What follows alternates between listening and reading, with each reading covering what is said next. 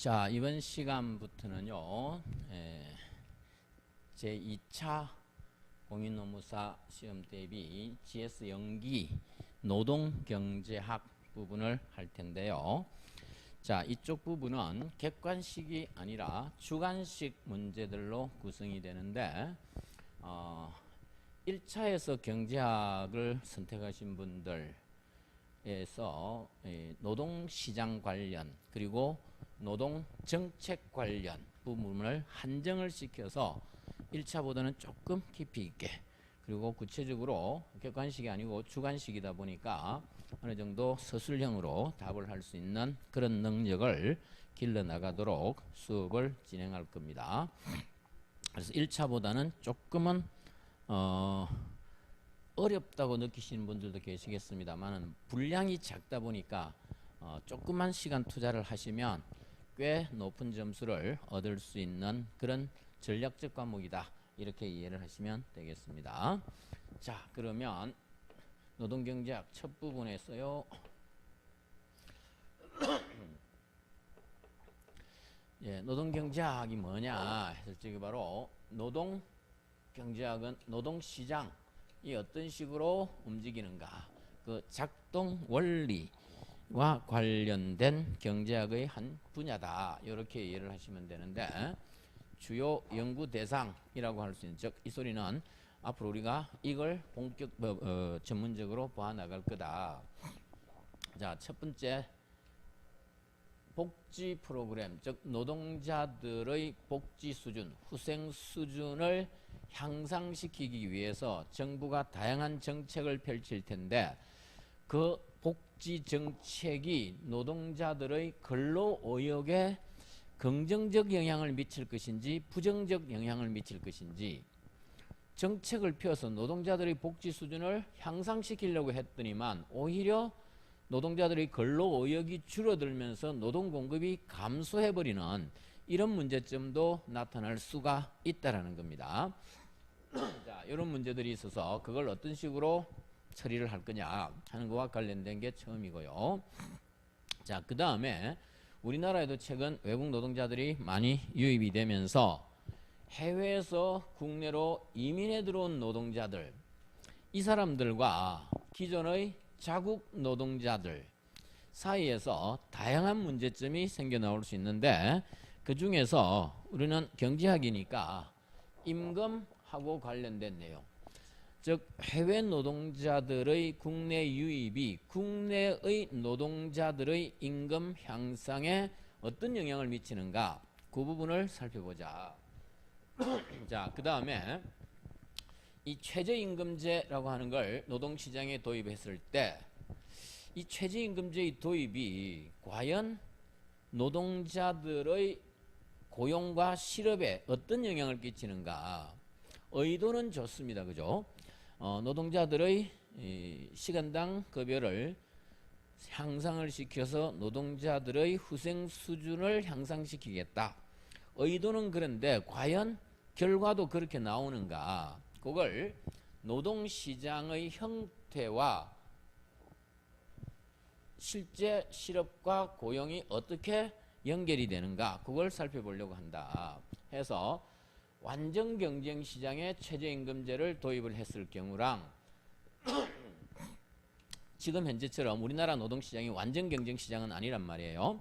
그래서 공급자 중심 노동시장이냐 수요자 중심 노동시장이냐에 따라서 결과가 달라지기 때문에 그 최저임금제가 완전 경쟁일 적에는 어떻게 다르고 수요자 중심일 적에는 어떻게 다른가 그 부분들을 살펴보려고 한다. 자, 그 다음 최근 들어서 한창 우리나라에서 강조되고 있는 게 바로 이 직업의 안정성과 건강 쉽게 말해서 산업재해의 문제라든가 이런 문제가 있을 적에 정부가 거기에 규제를 할 수밖에 없는데 정부의 그러한 규제가 노동자들의 고용과 실업 그리고 소득 이런 부분에는 어떤 영향을 미칠 것인가 그걸 알아보려고 한다. 그리고 인적 자본의 투자, 인적 자본이라고 하지만 사실상 교육이죠. 어느 정도까지 교육을 받으면 즉 인적 자본을 어디까지 투자를 하면 그리고 그 인적 자본을 축적하는데 다양한 형태의 장학금이라든가 이런 보조금 이런 걸 통해 가지고 보조금이나 장학금을 지급했을 때 그게 사회의 순후생을 향상시키는 쪽일까 오히려 순후생을 감소시키는 쪽일까 이런 부분들도 살펴보자라는 거고요. 그 다음에 계층 간 혹은 남성 여성 이런 성차별의 문제 즉 임금이 과연 평등하냐 임금이 불평등하다면 그 불평등성이 어떤 문제를 유발할 것인가 이런 부분들도 노동경제학의 주요 대상이다. 그리고 만일에 문제가 있다면 특히 우리나라 같은 경우에는 뭐 인종은 단일 민족이다 보니까 크게 문제가 안 됩니다만 최근 해외 이주로 인해서 동남아에서 유입된 노동자들과 국내 노동자들과 알력 뭐 이런 게 서서히 형성되기는 시작합니다만 전통적으로는 여성 남성 간의 임금 차이 차별 그 부분이 문제가 되니까 그래서 이 차별 정책 차별을 없애는 정책이죠. 차별 규제 내지는 차별 철폐 정책이 여성 혹은 소수자 물론 소수자라고 하지만 뭐 장애인이라든가 이런 것도 다 포함을 하는 겁니다. 이 소수자들의 근로소득하고 고용, 실업 등에 어떤 영향을 미칠 것인가 그 부분도 연구의 대상이다. 그리고 노동조합의 결성의 과연 그 노동조합원들의 생활 수준에 어떤 영향을 미치고 그 노동조합원들의 생활 수준을 넘어서 우리 경제 전반에 미치는 영향에는 어떤 게 있는가 이놈도 노동경제학의 주요 대상이 되겠다. 자, 그 외에도 여기서는 교사라는 표현만 썼습니다만 이 성과급을 지급하는 것이 과연 학생 아니어도 상관없습니다. 이 학업 성취니까 근로 의욕 성취하고도 연관이 되죠. 학에 대해서 어떤 영향을 미칠 것인가 이런 부분들 그리고 실업보험을 관대하게 운영한다. 즉 실업급여의 지급 기간을 연장을 시켜 즉 더 길게 하거나 혹은 실업수당의 소득 대체율을 높이는 것과 같은 이런 관대한 실업보험을 펼쳤을 경우에 과연 실업자들의 실업기간이 짧아질 것인지 길어질 것인지 그리고 그게 우리 사회 전체적으로 고용과 실업률에는 어떤 영향을 미칠 것인가 이런 부분들이 노동경제학이 해결해야 할 연구과제다. 이렇게 이해를 하시면 되겠습니다. 자, 그러면 바로 그 부분들은 뒤쪽에서 이제 하나하나씩 테마를 잡아서 본격적으로 공부할 부분이 되겠고요. 그래서 먼저 노동시장의 플레이어, 주체, 경제 주체는 어떤 주체가 있느냐. 당연히 노동시장이니까 노동의 공급자에 해당하는 근로자 혹은 노동자 뭐 이렇게 부를 겁니다. 자, 이 노동자, 그 다음에 기업, 생산자, 그리고 이 노동자랑 생산자에게 모두 영향을 미치는 즉 노동의 수요자죠. 기업은 에게 모두 영향을 미치는 정부 요 세 개가 노동시장의 경제 주체다. 이렇게 이해를 하시면 되는데 자 그러면 노동시장에서 근로자 이 노동자는 노동의 공급자가 되는데 노동 공급자는 왜 노동시장에서 노동을 공급할 것인가. 바로 경제적 후생을 극대화하기 위해서 자 자신이 소득을 벌어서 그 소득을 갖고 재화를 소비함으로써 후생을 극대화시키는 건데 효용을 극대화시키는 건데 그러려면 소득이 필요하지 않냐 해서 자신의 후생 극대화 효용 극대화의 관점에서 노동의 공급량을 정하는 주체가 노동자 혹은 근로자다. 자 그에 반해서 기업은 노동시장에서는 즉 이 생산자는 재화시장에서는 생산자이지만 노동시장에서는 수요자가 됩니다. 기업이 노동을 수요하는 경제 주체다. 따라서 기업이 왜 노동자를 수요를 할까? 바로 재화시장에서의 이윤을 극대화하기 위해서는 재화 생산을 해야 되는데 그 생산을 위해서 필요로 하는 양만큼의 노동자를 수요한다. 이렇게 이해를 하시면 되는 거니까. 자, 그래서 근로자가 공급자고요. 기업이 노동시장에서의 수요자다. 재화시장과는 정반대로 뒤집어져서 나타나는구나. 이건 뒤쪽에 가서 다시 살펴볼 겁니다. 자, 그리고 남은 한 경제주체는 정부인데 바로 정부는 최근에 문제가 됐던 노란봉투법 이런 문제, 옳고 그름을 떠나서요. 법을 만들거나 아니면 노동자에게 보조금을 지급하거나 혹은 임금에 대해서 조세를 부과함으로써 노동시장과 관련된 영향을 미치려고 할 거다. 특히 이 법의 제정은 바로 노동시장과 관련된 게임의 규칙을 정한다는 측면에서 굉장히 중요한 역할을 합니다. 자, 해서 이 노동시장과 관련된 이 세 경제 주체들이 어떠한 의사결정을 하느냐 이걸 살펴보는 것도 노동경제학에 있어서 대단히 중요한 내용이 된다. 자, 그런데 조금 전에 말씀드렸다시피 근로자들은 효용을 극대화하고 기업은 이윤을 극대화하는데 이 상황, 즉 각 경제 주체들이 자신의 목적을 극대화 혹은 극소화하는 이 행위들을 최적화라는 표현을 씁니다. 그래서 노동시장에서 각 경제 주체들이 최적화의 결과, 최적화라는 것은 바로 근로자는 효용을 극대화, 기업은 이윤을 극대화 한 그 결과 노동시장에서 균형이 달성이 된다. 그러니까 최적화라는 표현을 쓰면 극대화 혹은 극소화다 이렇게 이해를 하면 되는데 비용은 극소화할 거고요. 이윤은 극대화할 거고 후생도 극대화할 거다. 이렇게 보시면 됩니다. 자, 그래서 오케이. 자, 이 노동시장에서 이러한 경제 주체들이 최적화한 결과 노동시장의 균형이 달성이 될 텐데요.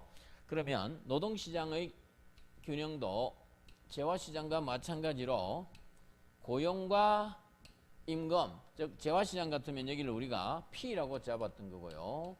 여기를 Q 이렇게 잡았던 시장인데 생산요소 시장, 노동은 생산요소의 한 형태이기 때문에 생산요소 시장에서 이게 어떻게 나타나냐. 그래서 먼저 노동의 공급, 즉 근로자들이 자신의 효용을 극대화하기 위해서 필요로 하는 소득을 얻기 위해서 노동의 공급을 결정한단다. 이 소리는 효용 극대화를 위해서 노동 공급을 결정하니까 노동 공급 곡선은 뒤쪽에서 우리가 자세히 보겠습니다만은 전부 효용 극대화를 한 결과 노동의 공급이 결정이 된다. 네, 임금이 높아지면 고용량이 증가할 거 아니냐.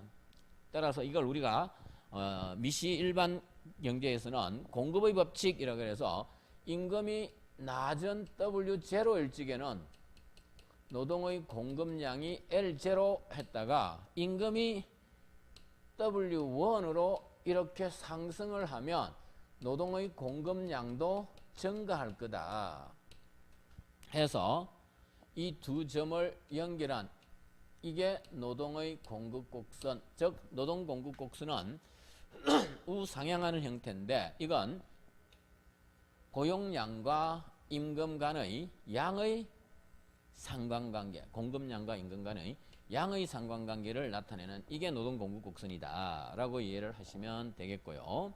자, 그 다음에 기업이 자신의 이윤을 극대화하기 위해서 필요로 하는 생산 요소인 노동의 수요를 결정한단다 해서 노동의 수요는 기업의 입장에서 자신의 이윤을 극대화하는 거기 때문에 LW 평면에서 LW 이 평면에서 기업의 입장에서는 비용을 가급적이면 적게, 즉 임금이 낮아질 때 고용량을 늘리려고, 수요량을 늘리려고 할 거고요.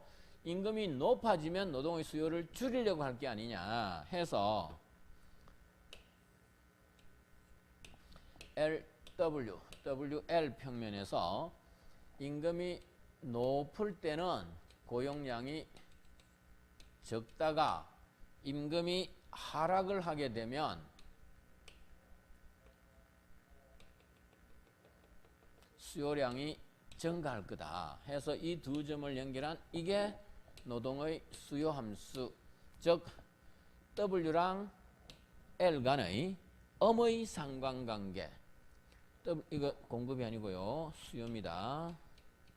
고쳐야 됩니다. 임금과 노동 수요는 음의 상관관계를 가진단다. 이렇게 이해를 하시면 되겠다. 따라서 우하향하는 노동 수요 함수가 일반적이다.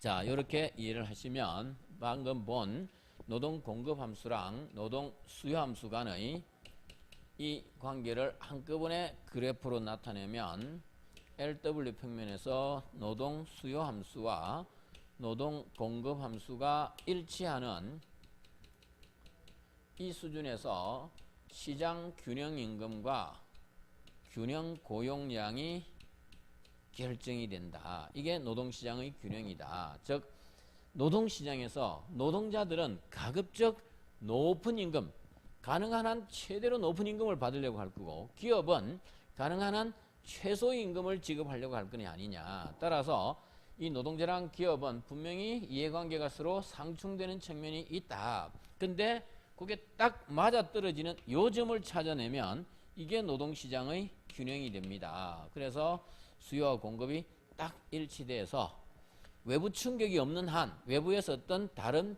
변동 요인이 없는 한 이 균형이 그대로 유지되는 게 노동시장의 균형이 옳시다. 이렇게 이해를 하시라는 겁니다. 자, 그 다음에요.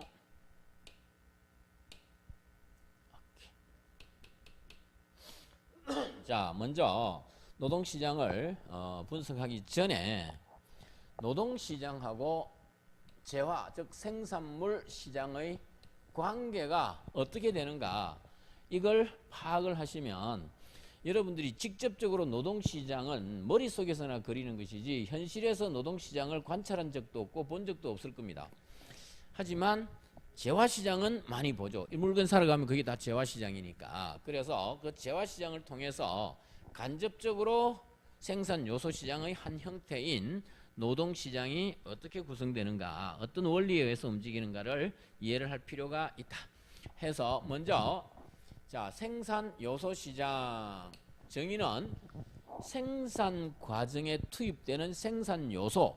근데 우리가 생산함수를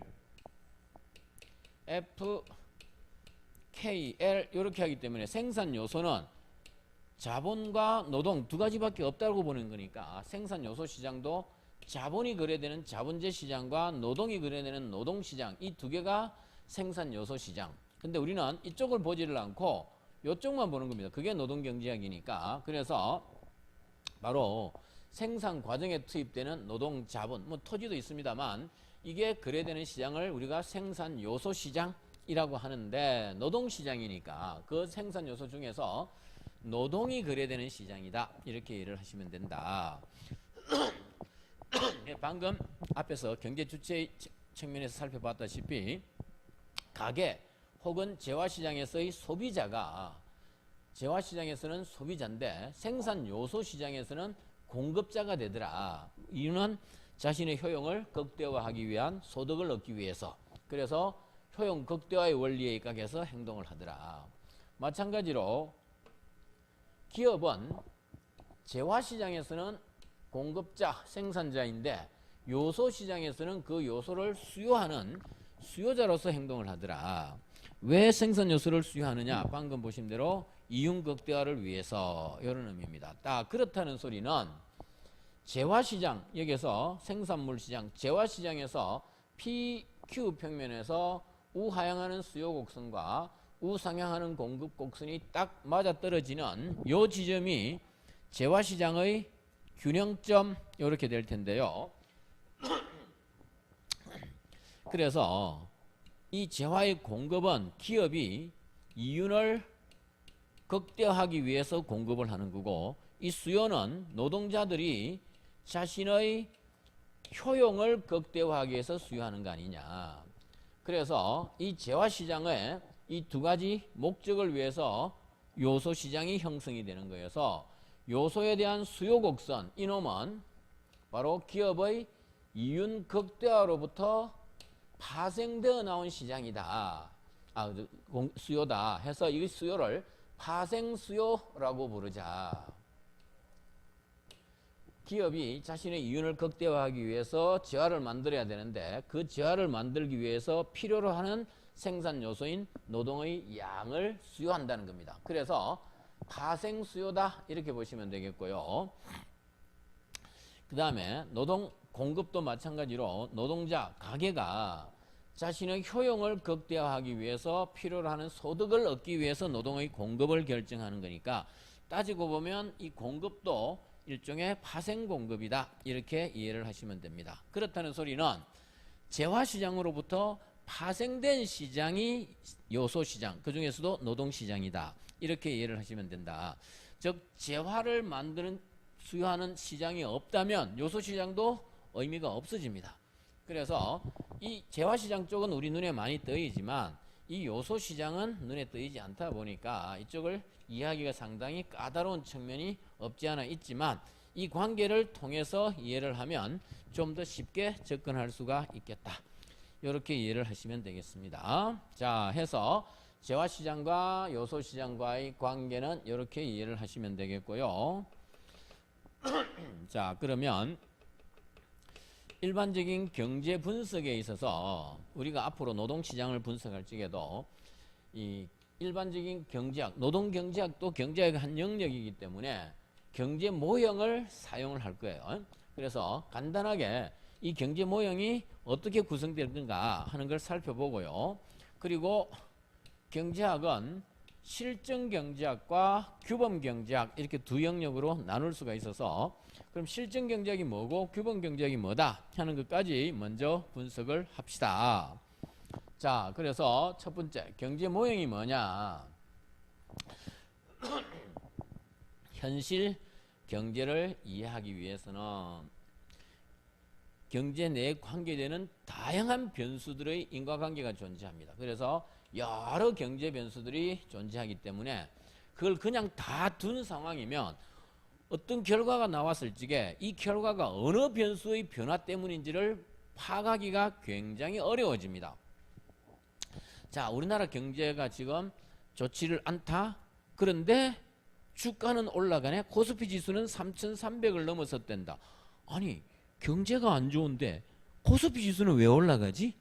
자, 그러면 이때 코스피 지수가 올라가는 원인은 뭐고 경제가 안 좋은 원인은 뭔가? 그 뒤에 숨어 있는 인과관계를 찾아내려고 하는 건데 그러기 위해서는 각 변수들 사이에 복잡하면 어느 것 때문에 바뀐지를 알 수가 없어요. 그래서 단순화를 시킬 필요가 있다는 겁니다.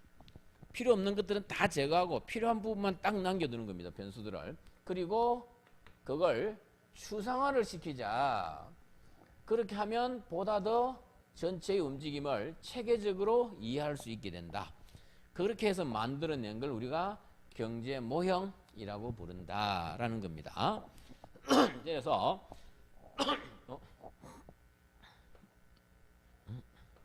오케이. 자, 이 경제 현상의 복잡성을 이해하기 위해서 단순화 추상화의 과정을 통해서 변수를 설정한 다음에 그 변수들을 이용을 해서 모형을 만들고 그 모형을 분석해서 즉 모형 속에서 변수들의 인과관계, 상관관계 이런 걸 분석을 해서 하나의 규칙성을 찾으면 그걸 갖고 현실 문제를 이해하려고 하는 겁니다. 다시 말해서 현실을 바로 직접적으로 이해하면 제일 좋겠습니다만 그게 너무 복잡하니까 단순화시켜서 현실 규칙을 찾은 다음에 그 규칙을 통해서 현실을 이해하려고 한다. 이렇게 만들어낸 것을 모형 내지는 이론이라고 부르는 겁니다. 그래서 앞으로 우리가 노동시장과 관련된 다양한 모형들 가장 대표적인 거는 여가 소비 선택 모형.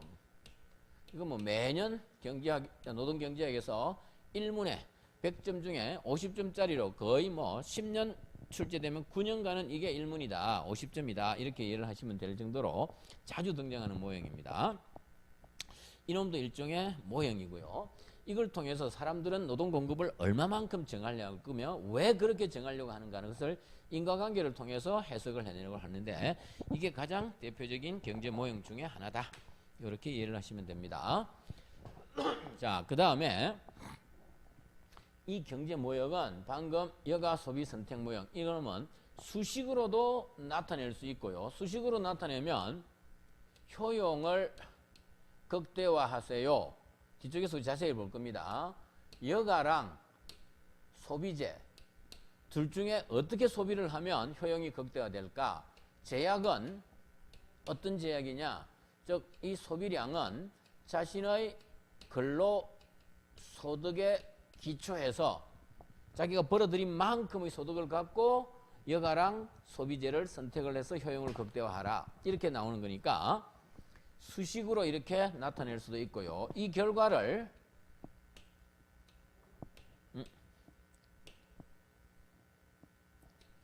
LC축에서 아이고야 다시 이 결과를 LC 여가 소비축에서 애산 제약식을 그린 다음에 여기에 효용 극대화하는 요점을 찾으면 이만큼의 여가를 즐기고 이만큼의 노동을 공급을 해서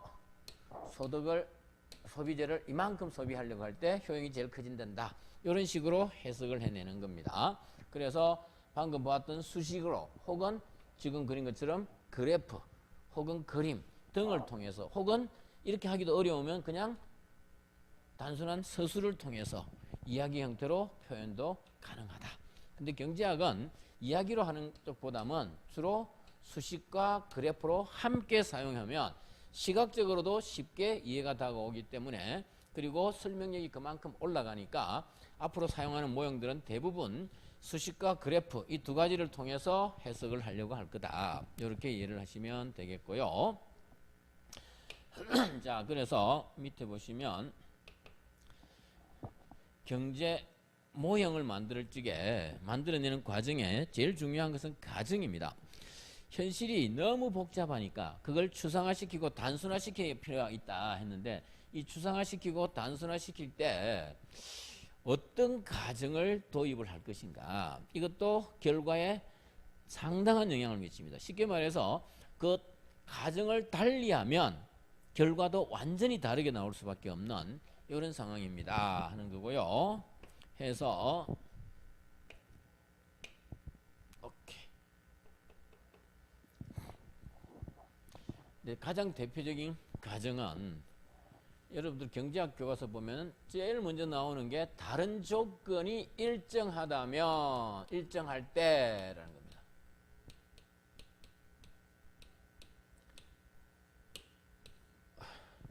경제학의 맨 처음에 수요 공급 이론을 배울 텐데요. 그 수요에 보면 수요량은 FP 재화의 가격과 수요량의 관계인데 사실은 재화의 수요량에 영향을 미치는 요인이 많이 있습니다. 취미나 기호, 인구의 수, 그 다음에 날씨도 영향을 미치고요. 그 다음에 또 어떤 게 있을까요? 다른 재화의 가격도 영향을 미치고요. 굉장히 많은 부분이 영향을 미치는데 나머지 다 일정하다고 가정하고 즉 다른 조건은 다 일정하다고 가정하고 재화 가격과 재화 수요량과의 관계만을 살펴볼게요 하는 게 바로 다른 조건이 일정하다면 이라고 하는 이런 가정을 붙이는데 그걸 라틴어에서 세테리스 페리부스라고 해서 다른 조건이 일정하다면 이라고 하는 가정 이게 제일 많이 눈에 띄는 가정입니다. 그 외에도 여러 가정을 모형별로 다 도입을 하고 있다. 그건 뒤쪽에서 자세히 살펴볼 겁니다. 자, 그리고 변수를 반드시 설정을 해야 된다. 그래서 어떤 상황은 경제 현상, 경제 이론이라는 것은 어떤 상황을 설명할 것이냐에 따라서 어떤 것이 독립 변수고 어떤 것이 종속 변수냐. 다시 말해서 어떤 게 바뀌어서 다른 변수에 영향을 미칠 것인가. 즉 인과관계를 분석할 적에는 이 변수 설정이 그만큼 중요해진다. 그래서 항상 경제학은 어떤 변수가 바뀌었을 적에 결과적으로 다른 변수들에 어떤 영향을 미칠 것인가 이걸 살펴보는 것이니까 인과관계를 분석하는 게 대단히 중요하답니다. 그래서 각종 변수 가장 많이 쓰는 것은 역시 가격이나 이자율이나 소득이나 통화량이나 뭐 고용, 임금 이런 게 가장 대표적인 변수가 되겠다. 근데 이 변수들은 성격에 따라서 살펴보면 내생 변수가 있고 외생 변수가 있습니다. 즉 이게 설정한 경제 모형 내부에서 그 내부에서의 변수들의 움직임에 의해서 다른 변수의 결과가 딱 결정이 되면 그걸 내생 변수라고 하고요. 즉 변수들 간의 이 상호 관계에 의해서 결정이 되는 변수 이걸 외생 변수라고 내생 변수라고 하고요. 외생 변수라고 하는 것은 그 값이 모형과는 무관하게 외부에서 딱 주어지는 이런 변수들을 외생 변수라고 합니다. 아주 쉽게 대한민국 고용의 크기에 즉 실업률이나 고용의 크기에 어떻게 결정되는가를 분석할 때 바로 미국 트럼프의 관세 정책 그게 영향을 미치거든요. 근데 그 트럼프의 관세 정책은 우리나라 모형 안에는 포함이 안 돼요. 트럼프 마음에 따라서 이렇게도 가고 저렇게도 가는 거니까. 그런 것은 전형적인 외생 변수가 될 거다. 단 미국의 노동시장을 분석하는 데는 그게 미국 노동시장 분석에서는 내생 변수로도 작용할 수 있습니다. 따라서 내생 변수냐 외생 변수냐 하는 것은 한번 정해지면 안 바뀌는 게 아니고요. 어떤 모형에서는 내생 변수이기도 하고 또 다른 모형에서는 외생 변수이기도 하다. 이렇게 이해를 하셔야 되는 겁니다. 자, 그래서 내생 변수냐 외생 변수냐 요 관계가 있고요. 또 한 가지는 분류하는 방법이 저량 변수냐 유량 변수냐 하는데 이놈은 그 변수를 측정하는 방법하고 관련된 내용인데요. 자, 예를 들어서 통화량 통화 공급량이라 그럴까요? 공급량 이러면 이놈은 1월 1일 즉 2025년 1월 1일부터 2025년 12월 31일까지 중앙은행에 의해서 공급된 통화량 원화의 양 이렇게 되면 이 통화 공급량이라고 하는 것은 전형적인 유량 변수가 됩니다. 기간에서 측정한 변수인데 그런데 통화 공급량이 아니라 통화량이라 그러면 이놈은 2025년 9월 13일 현재 대한민국에 공급되어 있는 총 통화량의 크기 그거는 일정 시점이 2025년 9월 13일이라고 하는 한 시점을 가리키고 있기 때문에 이런 변수 즉 한 시점에 측정된 일정 시점에서 측정된 변수를 저량 변수 스톡이라는 표현을 쓰고요. 그에 반해서 기간에 걸쳐서 측정된 변수 요놈은 기간이 걸쳤으니까 유량 변수라고 안 된다. 그래서 통화량 전형적인 저량 변수고요. 그 다음 외채 즉 부채 하는 것도 마찬가지죠. 오늘 현재 대한민국의 총 외환보유고는 대한민국의 총 부채량은 이건 특정 시점에서 측정하는 변수들이기 때문에 이건 다 저량 변수다. 그런데 국민소득 그러면 2025년도의 국민소득은 이렇게 하면 2025년도 1월 1일부터 12월 31일까지 만들어낸 총 생산물의 양 이건 기간에 걸쳐서 측정할 수밖에 없죠. 수출입, 소비, 투자, 수요량, 공급량 등등 다 이런 것들은 기간에 걸쳐서 측정되는 변수라서 유량 변수에 해당한다. 이렇게 이해를 하시면 되겠다는 겁니다. 자, 요 저량 변수, 유량 변수, 그 다음에 내생 변수, 외생 변수 요거는 명확하게 구분을 할 수가 있어야 됩니다. 자, 그 다음에 이 경제 모형은 대개 이걸 이용해서 분석하면 어떤 형태의 문장으로 나타납니다. 그 문장을 우리가 명제라고 하는데, 자, 예를 들어서 기술이 신규로 개발이 되면 노동자에 대한 수요, 즉 노동 수요가 증가하더라 라고 하는 게 만일에 모형 분석 결과가 나타났다. 그게 가설인 겁니다. 지금 AI 산업이 한참 발전을 하기 시작했더니만 AI 산업 분야에서 노동에 대한 수요가 증가하더라. 그건 현상으로도 관찰이 되는 겁니다. 그래서 그게 하나의 명제다. 이해됐죠? 그런데 방금 보시다시피 AI 산업이 발전한다면 조건에 따른 AI 산업이 발전 안 하는 나라도 있죠. 몽골은 어떤지 모르겠습니다. 뭐 아프리카 같은 나라, 그런 나라에 지금 먹고 살기도 힘든데 무슨 AI겠습니까? 그러니까 그런 쪽은 노동 수요가 안 바뀌겠죠. 그래서 만일에 AI 산업이 발전을 한다면 노동 수요는 증가할 거야. 이런 식으로 나타나기도 합니다. 되게 가설은 이런 명제의 형태로 많이 나타난다. 그러면 이 명제를 다시 검증을 하려면 이 명제가 옳은지 틀린지를 검증하는 것도 하나의 연구 방법론으로서도 확립이 되어 있다. 일단 가설은 이렇게 만들어지는 거다. 자, 그러면 지금까지 설명드린 걸 한꺼번에 요약을 해서 어떤 경제 모형이 성립이 되기 위해서 갖춰야 할 요건이 있다.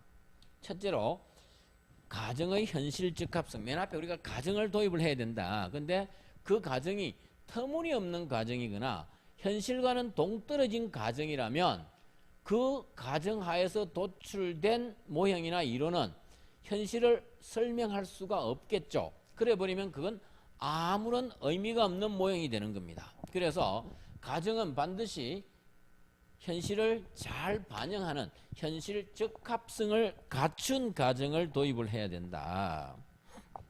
그 다음에 논리적으로 일관성 있게 논리 비약이 나온다라든가 이렇게 돼버리면 그건 모형으로서는 실격이다. 자, 그 다음에 세 번째로는요, 이 특정한 가정하에서 논리적으로 전개한 결과 끌어낸 가설, 즉 명제가 현실을 제대로 설명할 수 있냐, 즉 현실 설명력이 중요하더라. 근데 이 현실 설명력이 높다는 소리는 그 현실에 따라서 예측을 한 결과가 현실을 제대로 설명한다, 즉 정확한 예측이 된다, 이런 의미이니까 달리 표현하면 예측의 정확성, 이것도 중요하다. 자, 그 다음 마지막으로 갖춰야 될 것은요, 한 분야의 연구로부터 얻어진 결과를 다른 산업이나 다른 국가나 다른 지역에도 그대로 적용할 가능성이 있느냐, 다시 말해서 일반화의 가능성이 있느냐 하는 게 중요하더라. 그래서 요 네 가지가 경제 모형이 반드시 갖춰야 할 요건인데, 여기에서 이제 문제가 조금 있습니다. 현실 설명력을 높이려고 하면 그 국가를 분석을 할 때, 혹은 그 산업, 그 시장을 분석할 때 그 시장의 특징을 정확하게 반영해서 분석하려면 가정을 엄청나게 많이 집어넣어야 돼요. 그러면 설명력은 올라갑니다. 그런데 그러면 그 엄청난 가정 하에서 도출된 어떤 모형이나 가설은 다른 시장에 적용시켜 버리면 우리가 앞에 전제했던 가정이 달라질 거 아니에요. 가정이 달라지면 다른 시장에는 적용하기가 어려워져서 일반화의 가능성은 낮아집니다. 그래서 이 두 개, 3번, 4번의 가정 사이에서 현실 설명력을 높이기 위해서는 많은 가정의 도입이 필요한데, 많은 가정을 도입하면 그 결과로 얻어진 모형이나 가설이 다른 산업, 다른 지역, 다른 국가, 다른 시장에 적용하는 데에는 한계가 있더라 해서 현실 설명력과 일반화 가능성, 이 사이에는 서로 상충관계, 딜레마가 존재한다. 그래서 설명력이 어떤 지역, 어떤 이론을 갖고 어떤 국가나 어떤 시장을 설명하면 설명력이 꽤나 높았는데, 그 똑같은 이론을 갖고 다른 현상을 설명하려면 설명력이 뚝 떨어지는 경우가 있습니다. 그건 바로 그 가정이 완전히 다르기 때문에 나타난 거다. 이렇게 이해를 하시면 되겠다. 이해됐죠? 자, 요게 첫 부분에서 말씀드렸던 모형하고 관련된 거고요. 이제 이 부분은 개념적으로만 이해를 하고 계시면 되는 거고요. 규범 경제학과 실정 경제학이라고 하는 부분하고 관련된 건데, 자, 실정 경제학, 규범 경제학. 자, 실제로 증명 가능 이런 의미가 됩니다. 따라서 우리가 당위의 문제, 즉 가치 판단을 포함하고 있느냐, 가치 판단을 배제하고 있느냐, 그 차이라고 이해를 하시면 되는데, 예를 들어서 최저임금제를 도입하면 실업에는 어떤 영향을 미칠까요? 실업률이 내려갈까요? 올라갈까요? 그걸 실제로 조사를 통해서 증명해내는 것은 실정경제학이다. 이렇게 부르는 거고요. 그에 반해서 야, 최저임금제를 도입하는 게 좋은 거야? 나쁜 거야? 그건 가치 판단에 따라서 다를 수가 있는 겁니다. 쉽게 말해서 최저임금제를 도입하지 않으면 최저임금제보다 더 낮은 임금을 받고 일하는 그 노동자들은 착취당하는 거 아니냐. 그러니까 최저임금제 도입해야 돼. 이건 가치 판단이 들어가 있는 거죠. 그에 반해서 최저임금제를 도입하면 그 최저임금제를 주고 최저임금 이하의 임금을 주고 고용하고 있던 기업의 사장들은 이윤이 줄어든다. 그러니까 이거 도입하면 안 돼. 이거 역시 가치 판단이 개입되어 있는 겁니다. 따라서 가치 판단을 포함하고 있는 것을 규범 경제, 즉 당위의 경제학이라고 할 수 있는데, 당연히 이렇게 해야 돼, 그렇게 하면 안 돼, 이런 걸 포함하고 있는 게 규범 경제학. 쉽게 말해서 정치권에서 하는 이야기들이 다 이쪽 이야기고요. 그에 반해서 경제학자들이나 기업 현장에서 일어나는 것은 거의가 이쪽인 겁니다. 실정 경제학이다. 그래서 여러분들이 앞으로 보게 될 부분도 정책론을 제외하고는요, 거의가 실정 경제학이다. 정책론은 당연히 그 사회의 가치를 반영하고 있기 때문에 규범 경제학의 영역에 가까운 부분도 꽤나 있습니다. 물론 정책이라고 해서 무조건 규범 경제학이고 실정 경제학은 없다, 그런 이야기는 아닙니다. 대부분 그렇다는 소리죠. 이해됐죠? 자, 이것도 가치 판단이죠. 판단이 아니고요. 이게 오타가 조금씩 있습니다. 제가 좀 이게 느리다 보니까 독수리 타법을 활용하다 보니까 이렇습니다. 자, 그래서 보시다시피 우리가 앞으로 시험 과정에서, 농무사 시험 과정에서 직면할 이 문제들은 주로 규범이 아니라 실정 경제학의 영역에 속한다. 이렇게 이해를 하시면 되겠다.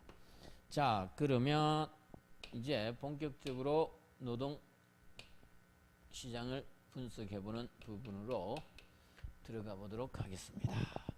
자, 첫 번째 제일 중요한 것은 노동의 공급. 다시 말해서 노동자들이 노동을 어떤 원리에 의해서 공급을 하고, 그게 개인의 경우에는 어떻게 되지고 시장 전체, 쉽게 말해 대한민국 전체 노동시장은 또 어떻게 되는가, 그 부분을 자세히 살펴볼 겁니다. 이 부분이 제일 중요하다. 노동 공급과 노동 수요, 노동자하고 관련된 부분이니까요. 그래서 이 노동 공급을 알아봐야 되는데, 저걸 위해서 필요로 하는 몇 가지 용어 내지는 개념이 있다. 그걸 먼저 확립을 하고 노동 공급을 분석하자 해서 첫 부분에 보시면 고용지표 고용지표, 우리가 뉴스 같은 데서 매일매일 접하는 이 고용지표가 세 가지입니다.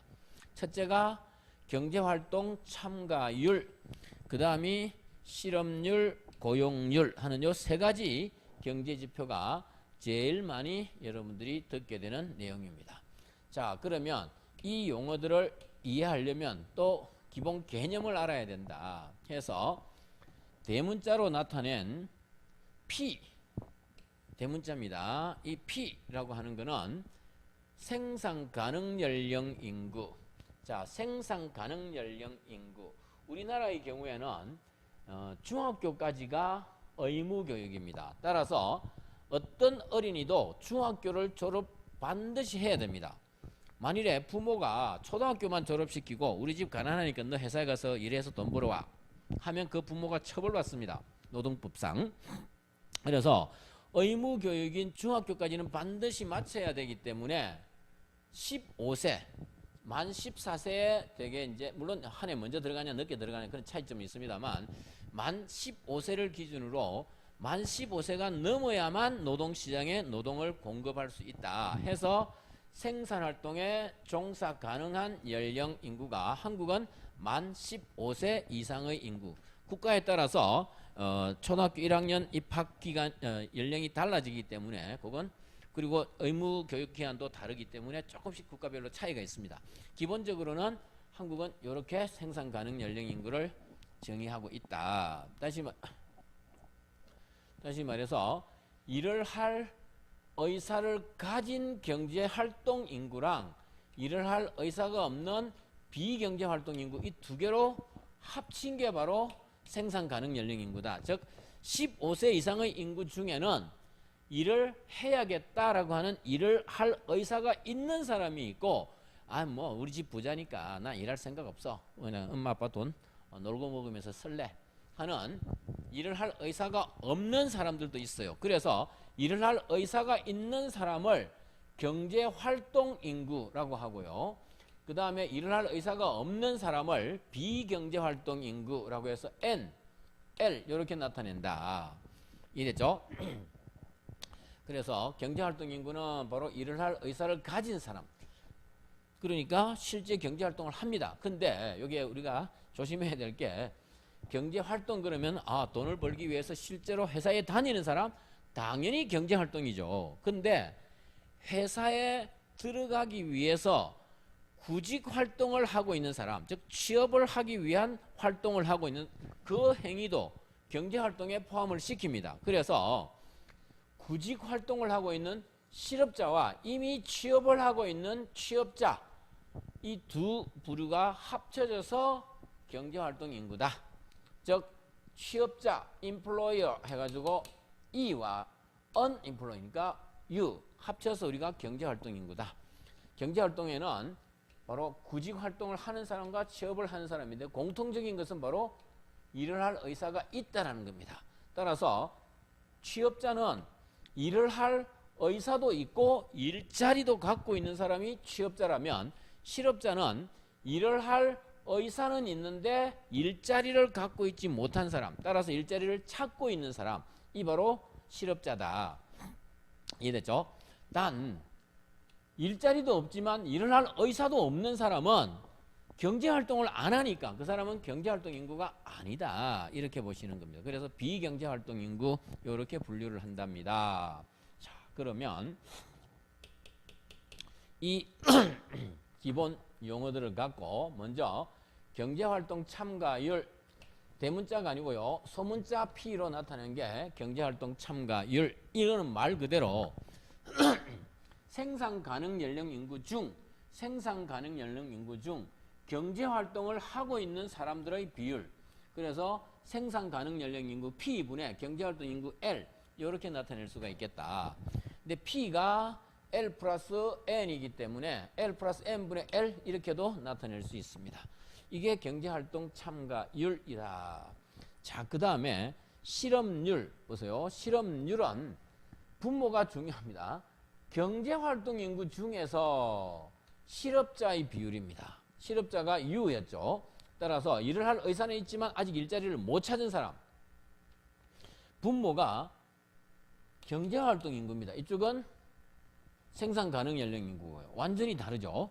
따라서 경제활동 인구 중에서 실업자의 비율. 근데 경제활동 인구에는 취업자도 있고 실업자도 있으니까 E 플러스 U분의 U 이렇게 나타낼 수 있겠다. 자, 그 다음에 고용률이라고 하는 건데요. 자, 고용률은 분모가 생산 가능 연령 인구 P입니다. 생산 가능 연령 인구 중에서 취업하고 있는 사람들의 비율을 나타낸다 해서 이렇게 만들어낼 수가 있다. 자, 그런데 한 개만 쓰면 되지 왜 이렇게 세 개나 만들어내느냐. 그건 바로 뒤에서 보겠습니다만 이유가 있다. 즉 특정 지표 하나만으로는 경제 상황, 특히 노동과 관련된 경제 상황을 파악하는데 한계가 있다 해서 이 세 가지 지표를 다 활용을 함으로써 노동 관련 전체의 경제 전반에 대한 이해를 더 넓힐 수가 있다. 자, 해서 요 세 가지 경제활동 참가율 P랑 실업률 U랑 고용률 E, 이 세 변수 간에는 그러면 어떤 관계가 관찰이 되는가, 그것부터 살펴봅시다. 해서 먼저 이거 보세요. 이 세 고용지표 간의 관계, 요걸 중심으로 보면은요, 고용률은 P분의 E인데, 자, L이 E 플러스 U 였잖아요. 취업자, 실업자. 그러면 여기에 E는 요것만 넘기면 되니까, 취업자는 경제활동 인구 중에 실업자를 뺀 사람이 취업자다 해서 이 자리에 L-U 이렇게 집어넣고요. 그 다음에 늘 말씀 앞으로도 드리겠습니다만, 경제학은 어떤 변수를 원하는 형태로 만들어내기 위해서 1을 곱하거나 1을 곱하면 전체의 크기에는 변함이 없거든요. 혹은 0을 더합니다. 0을 더해도 전체의 크기에는 변함이 없어요. 그걸 갖고 자신이 원하는 형태로 이렇게 만들어내는 건데, 이번에 1을 곱해보자. L분의 1을 이 경제활동 고용률이죠. 고용률 이 수식에다가 L분의 L이니까 1입니다. 1을 곱해보자라는 겁니다. 그런 다음에 여기 분모에 있는 LP의 위치를 바꿔요. 이렇게 서로 간에 바꿔버리면 이게 이 밑으로 오고 이놈이 이쪽으로 오게 되는 거니까 L분의 L-U, P분의 L 이렇게 되는구나. 오케이? 자, 그러면 L분의 L 마이너스 L분의 U니까 이놈은 L분의 L이니까 1이 되고요. L분의 U는 정의상 실업률의 정의가 됩니다. 실업률, 즉 1 마이너스 실업률 곱하기 P분의 L이라고 하는 것은 정의상 경제활동 참가율 P가 되니까, 아, 고용률은 단순하게 E는 1 마이너스 U 곱하기 P, 이게 세 고용지표 간의 관계가 된다. 자, 그렇다는 의미는요, 이런 의미가 됩니다. 실업률이 내려가면 여기 있어요. 이게 작아지는 겁니다. 그러면 1-U는 커지고, 그렇게 되면 고용률은 커집니다. 즉, 이 부분이 커지는 거니까 이게 커지면 고용률이 커지게 돼 있죠. 그래서 실업률과 고용률 간에는 서로 반대 방향으로 상반된 움직임을 보이는구나. 실업률이 올라가면 고용률은 내려가고, 실업률이 내려가면 고용률은 올라가는 이런 관계를 보이는 게 일반적으로 관찰되는 관계다라는 겁니다. 자, 그런데 여기서 이제 문제가 있습니다. 우리나라는 통계를 딱 보면은요, 방금 U가 높으면 E는 낮고, U가 낮으면 E는 높은, 이게 유럽이나 선진국 경제에서 일반적으로 관찰되는 관계인데, 우리나라는 이게 안 되고요. 우리나라는 고용률도 낮은데 실업률도 낮은, 이 두 개가 서로 상반된 게 아니고 같은 방향으로 움직이는, 이게 관찰이 돼요. 이게 뭐냐? 왜 우리나라는 다를까? 그래서 한때 일반적으로 관찰되는 이런 관계와 우리나라에 관찰되는 이 관계가 다른 이유를 설명하라 라고 하는 것도 많이 출제됐습니다. 각종 시험에, 대부분의 시험에 다 출제되고 했던 내용이 바로 이 내용인데요. 간략하게 살펴보면 왜 이런 차이가 나오느냐, 우리나라는 왜 이런 선진국에서 일반적으로 관찰되는 관계가 안 나오느냐, 이유는 간단합니다. 이거 보세요. 방금 U부터 해줘. U가 낮으면 1-U가 커져서 E는 커져야 된다라고 했는데, 여기 변수 P가 하나 더 있잖아. 그죠? 우리나라는 저 P가 작은 겁니다. P가 작다는 소리는 경제활동 참가율이 낮기 때문이다. 자, 한국의 경우에는 왜 이런 일반적인 관계가 안 나타나고 실업률도 낮은데 고용률도 낮으냐? 그 이유가 바로 경제활동 참가율이 낮기 때문이다. 자, 경제활동 참가율이 낮기 때문이다. 자, 그러면 아니 한국 사람들은 왜 경제활동 참가율이 낮지? 그걸 설명을 하라. 혹은 보기 중에 해당하지 않는 것을 고르세요. 보기 중에서 해당하는 것을 모두 고르세요. 이런 경우가 객관식에는 아주 자주 나왔고 주관식에는 다 적으라 이렇게 나오는 겁니다. 자, 왜 한국은 경제활동 참가율이 낮으냐? 첫째로 여성과 고연령층, 나이가 많은 세대 이런 사람들의 경제활동 참가율이 다른 선진국들에 비해서 낮다. 지금 젊은 세대 2030이라고 할 수 있는 이 젊은 세대의 경우에는요, 여성의 경제활동 참가율이 낮다? 절대 납득이 안 되고 현실과도 전혀 상반되는 이유입니다. 남자든 여자든 거의 동등하거나 오히려 여성들이 더 적극적으로 노동시장에 참가하고 있습니다. 그래서 여성의 경제활동 참가율이 낮다? 이해가 안 되겠지만 전 연령대로 확대를 해보세요. 50대, 60대까지 이걸 쭉 확대를 해보면 나이 드신 여성분들 중에서 상당수들은 일을 할 의사가 없어요. 그러다 보니까 여성의 경제활동 참가율이 낮고 그 다음에 고연령층일수록 재취업, 우리나라 산업구조가 재취업이 상당히 한번 은퇴를 하고 나면 혹은 한 직장에서 퇴직을 하고 나면 아직도 일을 할 능력은 충분히 있음에도 불구하고 재취업이 상당히 어려운 이런 산업구조를 갖고 있다 보니까 고연령층의 경제활동 참가율이 낮을 수밖에 없더라. 이게 첫 번째고요. 자, 그 다음에 우리나라는 대학 진학률이 굉장히 높습니다.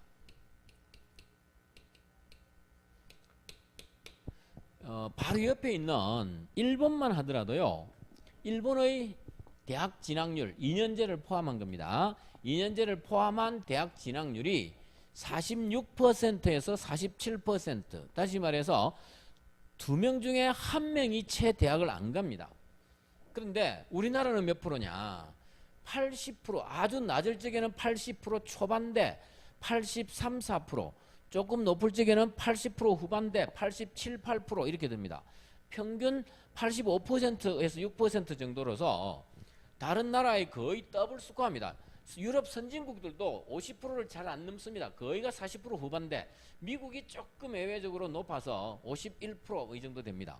근데 우리는 80% 후반대입니다. 중후반대. 다른 나라에 비해서 3, 40%는 높거든요. 근데 그 대학생들은 공부를 할 의사가 있는 것이 취업을 할 의사가 있는 게 아니거든요. 그러니까 이 대학생들은 비경제활동 인구에 포함이 됩니다. 경제활동 인구가 아니에요. 그러니까 대학 진학률이 높아질수록 경제활동 참가율은 낮아질 수밖에 없고요. 거기에다가 최근 들어서 이거 4년 만에 졸업 안 하잖아요. 저희들 때는 대학은 무조건 4년 만에, 남자들은 군대 갔다 와서 7년 만에 무조건 졸업을 해야 된다 라고 생각을 했는데 요즘은 기본 4년 플러스 알파, 그 뭐 휴학도 한두 번씩 하고 하면서 물론 뭐 취업 환경 자체가 안 좋아져서 그런 측면도 있습니다만 이게 학업 기간을 연장을 하는 이런 문제가 있다. 학업 기간을 연장을 한다는 소리는 그만큼 취업할 의사가 없는 기간이 길어진다는 겁니다. 그래서 경제활동 참가율이 낮을 수밖에 없다. 자, 그 다음에 세 번째로 우리나라는 1997년 8년 이때부터 약 4, 5년간 IMF라고 하는 기간을 거쳤습니다. 그러면서 조기퇴직자, 명예퇴직자 이런 사람들이 조기퇴직자, 명예퇴직자 이런 사람들이 생겨났고요. 이 사람들은 비교적 젊은 나이에 50대 중후반에 퇴직을 했습니다만 경기가 안 좋으니까 재취업할 의사가 없어요. 그러다 보니까 이 사람들은 경제활동 인구에서 빠져나가 버린 겁니다. 그러니까 경제활동 참가율이 낮을 수밖에 없다. 이놈은 시기적인 특성이 조금 있고요. 그 외에 네 번째로 지적할 수 있는 게 남자들, 20대 남자들, 20대 초중반 남자들의 상당수가 군 복무를 하는데 이 군 복무가 의무 복무예요. 의무 복무인데 쉽게 말해서 앞에서 군에 가면 일을 할 의사가 있는 게 아니라 의무기 때문에 간 사람이 있기 때문에 그 사람들은 취업자가 아닙니다. 군인들, 군 사병들한테 월급 주는데요. 그 월급이 아니고요. 보조금입니다. 사람들이 말로서 그냥 월급이라 하지만 노동의 대가로서 받는 게 아니고 당신들이 사회에서 자신의 인생을 위해서 투자해야 할 시간을 국가를 위해서 복무를 하고 있으니까 보조금을 줄게 해서 주는 것이지 그게 월급 노동의 대가로서 받는 게 아니라는 겁니다. 그래서 군 복무하고 있는 사람들은 비경제활동 인구에 포함이 됩니다. 일을 할 의사가 있는 사람이 아니니까. 물론 군인들 중에 직업 군인들, 즉 장교나 하사관 이런 사람들처럼 직업 군인은 당연히 취업자입니다. 일반 사병을 이야기하는 겁니다. 근데 이런 사람들이 약 한 40만 명 정도가 비경제활동 인구로 빠지니까 경제활동 참가율이 낮다. 그래서 요 네 가지 원인들로 인해서 한국은 이런 독특한 특징을 갖추게 되었다. 요걸 꼭 이해를 하고 계시라. 자, 그 다음에요. 그러면 이 한때는 이 실업률로만 갖고 모든 걸 설명을 했었어요. 그런데 지금은 뉴스든 신문이든 보시면 실업률 이야기를 한 다음에 반드시 고용률과 경제활동 참가율을 뒷부분에 가서 같이 언급을 해요. 그게 제대로 된 기사입니다. 왜 그런 문제가 나오느냐? 그건 바로 이 실업률이라고 하는 통계가 갖고 있는 근본적인 한계 때문에 그렇다. 자, 실업률의 문제점, 한계점은 뭐냐? 크게 보면 두 가지고요. 각각 두 개씩이니까 총 네 가지 정도로 요약이 가능한데, 먼저 이 통계의 성격상의 문제가 있다. 자, 방금 우리가 실업자냐, 아니 경제활동 인구냐, 비경제활동 인구냐, 즉 L에 속하냐, N에 속하냐, 경제활동, 비경제활동 이렇게 했을 적에 이 차이를 가르는 게 뭡니까? 일을 할 의사가 있냐 없냐였습니다. 즉 일을 할 의사가 있으면 경제활동 인구고 의사가 없으면 비경제활동 인구야. 아니 이런 개인의 주관적이고도 심리적인 의사가 통계에 영향을 미치는 겁니다. 그래서 이 주관적 심리적 요인에 의해서 실업률이 영향을 받을 수밖에 없지 않냐. 이건 문제가 있다라는 겁니다. 따라서 여기 말씀드린 대로 구직 의사의 유무, 즉 일자리를 일할 의사가 있어 없어에 따라서 똑같은 놀고 있는 사람인데 어떤 사람은 일할 의사가 있다는 것만으로 경제활동 인구가 되고 옆에 있는 친구는 나는 일할 의사는 없어요. 똑같이 놀고 있는데 비경제활동 인구가 되는 겁니다. 그러면 이 실업률에는 결과가 달리 나타나 버린다. 이게 문제다라는 겁니다. 자, 그런데 이거 보세요. 여기서 경기가 침체된 시기, 경기 침체되면 기존에 고용된 노동자들도 해고되는 시기인데 새롭게 취업을 한다? 상당히 어렵습니다. 따라서 경기 침체기에는 신규 취업이 그만큼 어려우니까 취업하려고 해도 취업도 힘들고 경기 좋아질 때까지는 그냥 놀자. 즉 구직을 포기하는 사람들이 늘어납니다. 그런 사람들을 실망노동자라고 부르는데, 자, 구직을 포기하는 실망노동자 혹은 구직 단념자 이런 사람들이 늘어날 거 아니냐, 경기 침체기에. 그럼 봐보세요. 구직을 포기하는 순간 일을 할 의사가 없는 사람이니까 그 사람은 이제 경제활동 인구에서 비경제활동 인구로 바뀌어버립니다. 즉 L은 E 플러스 U였는데 그리고 P는 L 플러스 N 이렇게 구성이 되어 있었잖아요. 근데 실망 노동자가 한 명이 생기면 여기가 마이너스 1, 즉 여기에도 당연히 L이니까 마이너스 1이고 여기에는 비경제활동 인구로 바뀌니까 플러스 1, 즉 생산 가능 연령 인구는 불변인데 경제활동 인구는 그만큼 작아지는 겁니다. 그 중에서도 실업자가 작아지게 돼요. 그러면 어떻게 돼요? 당연히 실업률이 실제보다도 더 낮게 측정이 될 수도 있다. 오케이? 그러니까 실망 노동자가 증가해서 실업자는 그 사람이 놀고 있는 사람이라는 측면에서는 똑같은데 실업률 통계를 넣으면 실업률은 오히려 낮아져 버리는 겁니다. 실업자가 더 적게 되는 거니까 이런 문제가 있을 수 있다. 반대로 호황기에는 이때 구직 포기했다가 취업도 안 되는데 뭐 이력서 들고 다녀봤자 시간 낭비야. 놀고 있던 사람이 경기가 좋아지면서 야 이제 다 취업이 잘 된대. 그러니까 그래? 그럼 나도 한번 일해볼까? 다시 취업하기로 마음을 먹는 순간 이 사람은 실업자로 반전 바뀝니다. 마음 먹었다고 해서 바로 일자리가 생기는 게 아니니까 일단 실업자가 돼요. 그러면 비경제활동 인구에서 경제활동 인구로 싹 바뀌는 겁니다. 그러니까 바로 실업률을 오히려 증가시키는 겁니다. 물론 마음 먹고 바로 취업할 수도 있겠지만 그런 경우는 극히 드무니까 그래도 구직활동을 해야 되니까 그 구직활동을 하는 기간 동안에 실업자의 수가 증가해서 오히려 실업률을 상승을 시켜버립니다. 경기 침체기에는 실업률을 떨어뜨리고 경기 호황기에는 실업률을 오히려 높이는 이런 결과로 이어질 수도 있다. 그건 바로 이 실업률이라고 하는 통계가 일할 의사가 있냐 없냐라고 하는 저 주관적 심리적 요인에 의해서 영향을 받기 때문에 나타나는 현상입니다라는 거고요. 자, 그 다음에 두 번째로는요. 이 실업률 통계하는 방법을 가만히 들여다보면 이 고용의 양적 측면만을 측정하는 것이지 질적인 측면을 아예 고려를 못하고 있다. 즉, 자, 실업자라고 했을 적에요. 우리나라 실업률 통계가 4주 단위로 조사를 합니다. 통계청에서 조사를 하는데 4주 동안 월급을 받으면서 1시간 이상 유급 노동을 한 사람은 취업자로 취급을 합니다.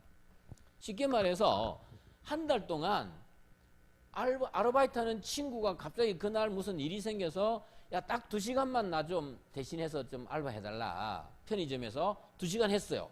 나 실업자가 돼버리는 겁니다. 나 실업자가 아니게 되는 거죠. 그런가 하면 아침 8시에 출근해서 저녁 7시, 8시까지 계속 일하면서 풀타임으로 일하는 사람도 취업자 1명. 친구 대신해서 한 달 동안에 딱 2시간 대신 알바한 사람도 취업자 1명입니다. 이게 같은 취업자냐? 노동의 질은 완전히 다르지 않느냐는 겁니다. 그런데도 이 실업률 통계에서는 같은 취업자 1명으로 통계가 나오니까 이건 문제다. 즉 노동자들의 고용의 질적 측면 이건 전혀 반영을 못한다.